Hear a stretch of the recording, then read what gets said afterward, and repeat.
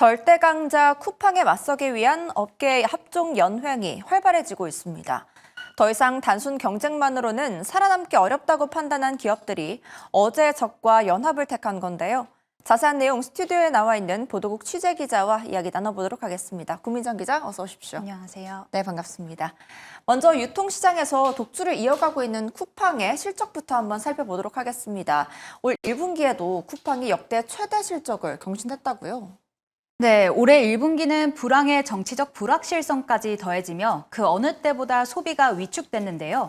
이에 유통 채널에서는 승자 독식 현상이 유독 심하게 나타났습니다.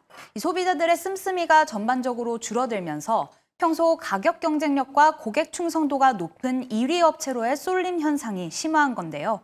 특히 이런 현상은 온라인 쇼핑몰, 이커머스 업계에서 두드러졌습니다. 쿠팡의 1분기 연결 기준 매출은 79억 800만 달러, 우리 돈 11조 4,876억 원을 기록해 전년 대비 21% 증가했습니다. 이는 분기 기준 역대 최대 매출로 쿠팡은 2023년 4분기부터 올해 1분기까지 6분기 연속 전년 동기 대비 20% 성장세를 유지 중입니다. 영업이익 역시 2,337억 원으로 전년 동기 대비 4.4배 급증했습니다. 1년 새 시장 지배력도 눈에 띄게 커졌는데요. 모바일 인덱스에 따르면 올해 1분기 쿠팡의 카드 결제 금액은 9조 2,976억 원으로 주요 10개사를 합산한 금액의 63.3%를 차지했습니다. 이는 지난해 1분기보다 6%포인트나 높아진 결과입니다. 역시 쿠팡의 독보적인 상승세가 무섭습니다.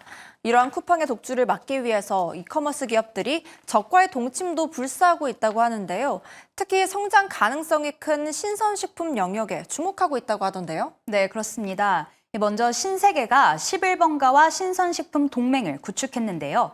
11번가의 장보기 전문가인 마트플러스에 쓱닷컴이 운영하는 이마트몰이 입점하는 방식입니다. 이제 11번가에서도 각종 신선식품과 노브랜드 PB 상품 등 이마트몰의 상품을 구매할 수 있게 된 건데요. 이번 협업을 통해 11번가는 신선식품 역량을 강화할 수 있게 됐으며 쓱닷컴 역시 11번가라는 판매 채널을 추가 확보하며 외형 확장을 꾀할 수 있게 됐습니다. 앞서 네이버도 컬리와 전략적 파트너십을 체결했는데요. 컬리는 연내로 네이버가 지난달 새롭게 선보인 네이버 플러스 스토어에 제품을 입점시킬 계획입니다. 이번 파트너십을 통해 네이버는 그간 최대 약점으로 꼽혀온 신선식품을 강화하고 컬리가 구축한 새벽 배송 시스템을 활용할 수 있게 됐습니다. 컬리 역시 네이버 사용자들을 대상으로 서비스 경험을 확대하며 고객 수를 늘릴 수 있을 것으로 예상됩니다. 전문가들은 이처럼 이커머스가 신선식품 역량을 강화하는 이유는 쿠팡이 유일하게 우위를 점하지 못한 영역 중 하나가 신선식품 때문이라고 분석했는데요. 관련 발언 들어보시죠. 커머스에서 아직 공략 못한 유일한 카테고리가 신선식품이거든요. 쿠팡한테 거의 다 공산품은 넘어갔잖아요. 그런데 마지막 남은 신선식품은 지금 쿠팡이 그거는까지는 정복을 못했거든요. 그거를 좀 더 쿠팡보다 먼저 좀 공략하려고 하는 포석 같아요. 네, 업계가 쿠팡과 겨뤄볼 수 있는 몇 안 되는 영역이 신선식품이라고 판단한 거네요. 이처럼 기업 간 협업이 늘면서 업계를 넘나드는 결합 상품도 출시되고 있는데 최근에는 OTT 결합 서비스가 대세라고요. 네, 유통업계가 고객 확보를 위해 OTT 구독률이 높은 젊은 층을 타겟으로 콘텐츠 마케팅에 나선 건데요. 먼저 지난해 11월 넷플릭스가 네이버와 손을 잡았습니다. 월 구독료 4,900원인 네이버 플러스 멤버십에 월 5,500원 넷플릭스 요금제를 함께 제공하는 방식인데요. 두 기업의 협업 이후 네이버 플러스 멤버십 일평균 가입자는 1.5배 증가했고 구독 유지 비율도 약 95%를 넘어섰습니다. 제휴 직전 1,000만 대까지 줄어들었던 넷플릭스의 월간 활성 이용자 수 역시 네이버와 협력 이후 빠르게 회복세를 보였는데요. 지난달 넷플릭스의 월간 활성 이용자 수는 1,406만 명으로 2위인 쿠팡 플레이의 682만 명과 2배 이상 차이가 벌어졌습니다. 이에 질세라 쿠팡은 광고 시청을 조건으로 쿠팡 플레이를 공짜로 풀었습니다. 뿐만 아니라 배달업계 1위 배달의 민족 역시 CJ E&M 티빙과 손잡고 쿠팡이츠 견제에 나섰는데요. 배민의 구독 상품 배민클럽에 티빙을 이용할 수 있는 새로운 멤버십 상품을 추가한다는 계획입니다. 네, 이커머스 경쟁이 포화 상태에 빠지면서 업계가 합종 연횡을 꾀하는 모습입니다.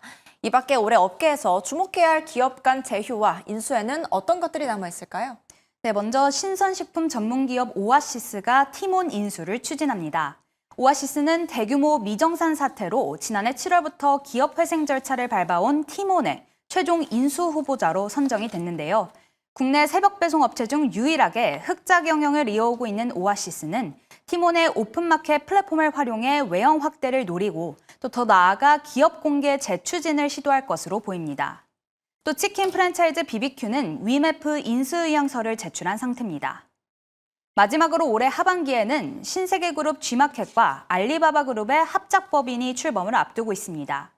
이르면 상반기 내 출범이 가능할 것으로 예상됐으나 이 공정위 심사가 길어지면서 시기가 늦춰지고 있는데요. 두 기업이 본격적인 협업을 시작하면 G마켓은 알리바바의 글로벌 네트워크를 활용해 역직구에 나서고 알리바바는 G마켓의 물류센터 등 유통망을 적극 활용할 것으로 보입니다. 팀원 위메프에 이어 홈플러스와 반란까지 국내 유통기업들이 불황의 위기를 맞은 가운데 각종 협업과 제휴로 실속을 챙기는 기업들은 더욱 늘어날 전망입니다. 네, 유통업계와 OTT 업계 업종 연횡에 대해서 알아봤습니다. 오늘 말씀 감사합니다.